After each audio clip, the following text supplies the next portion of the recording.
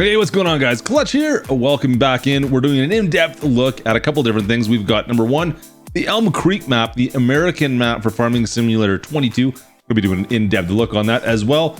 We've got a bunch more information, seasonal cycles. We're gonna be doing an in-depth look on that as well. What we know so far about seasonal cycles and all the information on the brand new American map coming for Farm Sim 22, Elm Creek. Now, Giants has come out and said that they were somewhat apprehensive about making a Midwest style North American map for Farming Simulator 22, coming up with a completely flat landscape that was a 2 kilometer by 2 kilometer rectangle was not going to work for them. No, guys, this Western Canadian boy even knows that the Midwest ain't all just flatlands and nothing else. But I digress. They did figure out that there are plenty of hilly areas along with some creeks and streams that cut their ways through fields and through valleys to create some very interesting topography. So listening to all this does go to reason why they decided to go to Ravenport on the Pacific Ocean side versus, well, what we know as farming land in America, which is the Midwest. Now for Farm Sim 22, like I said, we are in the Midwest versus what Farm Sim 19 had, which was the Pacific Ocean side. Of course, that's the big difference between the maps. Of course,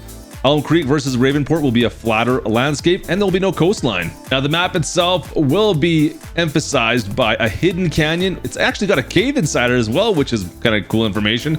The rocks themselves are embedded into the landscape. All the larger, flatter areas of the map still do have slight increases and decreases in elevations. You got many bridges throughout the map that present crossings over train tracks and even under train tracks, as well as many of the streams and creeks. Oh, and don't let me forget, there's a train. There's a train. The streams and creeks on the map, guys, they're shallow enough that you should be able to drive through all of them, it looks like, with your vehicles. So it makes it getting around the map that much easier. Now, the focus on the map itself is on the farmlands. Now, you may remember Ravenport and even Fellsbrunn for that matter. Town sites were almost more of the focus in a sense. However, this new map, Elm Creek, the focus will be done on the farmlands. In fact, there is no town site. Instead, you can think of it this way: you are on the edge of a town or a city, something that's not quite part of the district you're in or the county you're in.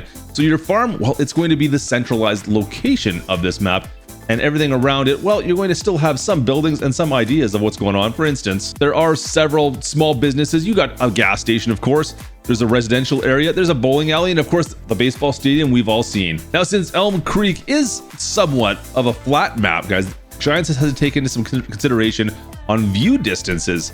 This is something they haven't had to do before in their base game maps. For instance, on Ravenport or Fellsbrunn, they've had larger mountains and cliffs that have been able to hide parts of the map so you can't see them from all across the map. In Elm Creek, somewhat flat, so you will be able to potentially see across the map. And they've had to take that into consideration and do certain things in order to optimize the map.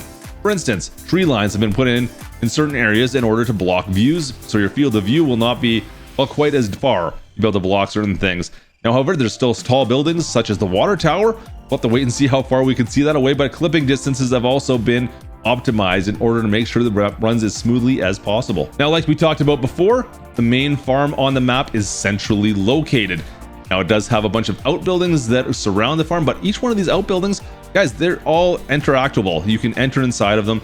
In fact, two of the buildings, the garage and the barn, have multiple levels that you can be used for storing of vehicles and storing of products. The map itself has 81 predefined fields, which is actually the most ever in base game Farm Sim.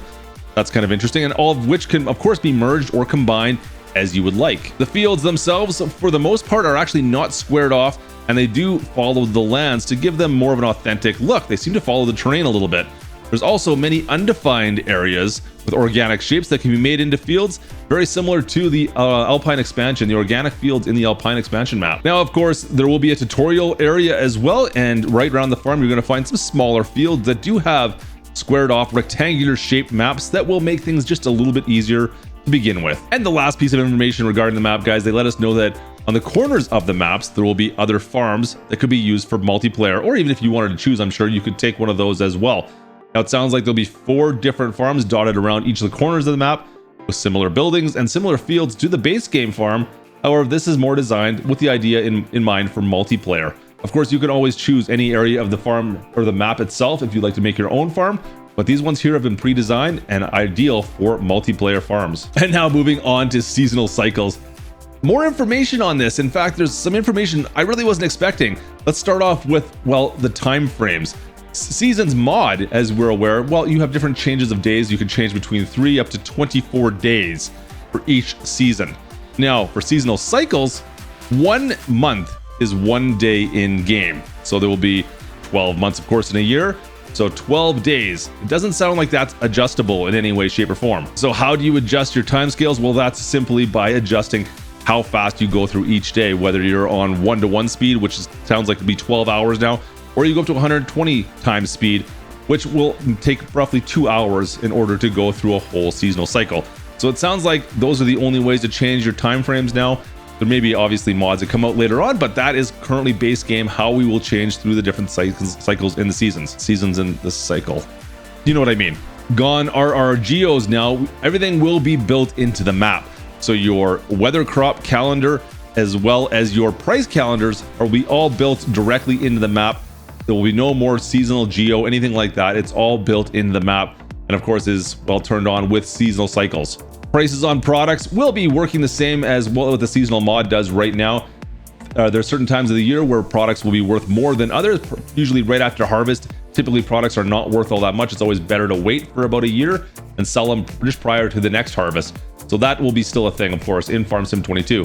Of course, we will be having snow in winter, no grass in winter as well. There will be snow effects. Well, it will build up on roofs. It will build up on highways.